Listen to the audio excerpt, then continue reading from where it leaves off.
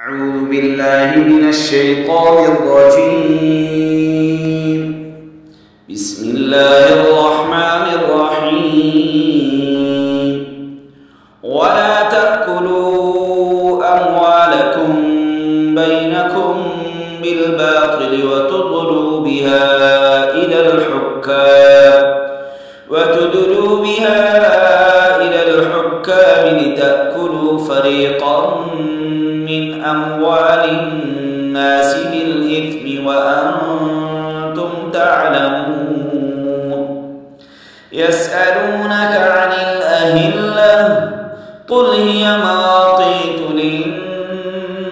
للناس والحج وليس البر بأن تأتوا البيوت من ظهورها ولكن البر من اتقى وأتوا البيوت من أبوابها واتقوا الله لعلكم تفلحون.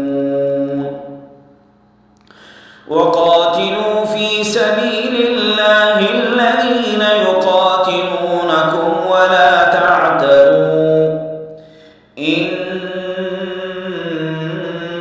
الله لا يحب المعتدين.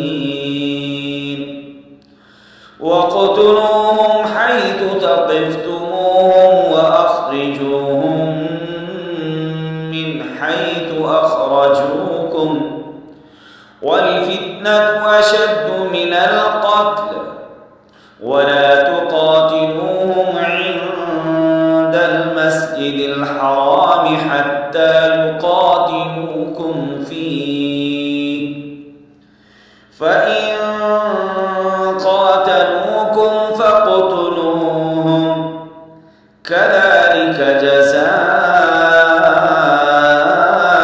الكافرين. فإن انتهوا فإن الله غفور رحيم.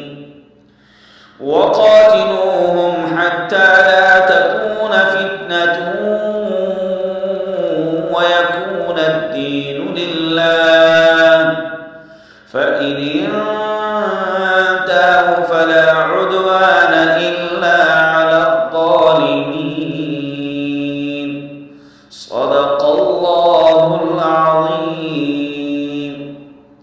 एम बाबू Tanoli Islamic studio से सिलसिलावार सबक।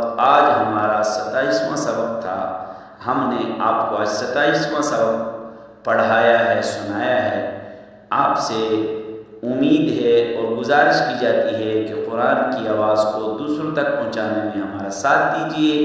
हमारी इन वीडियोस को सब्सक्राइब कीजिए, लाइक कीजिए और शेयर कीजिए और बेल आइकन वाला बटन ज़रूर दबाइए। अस्सलामु अलैकुम।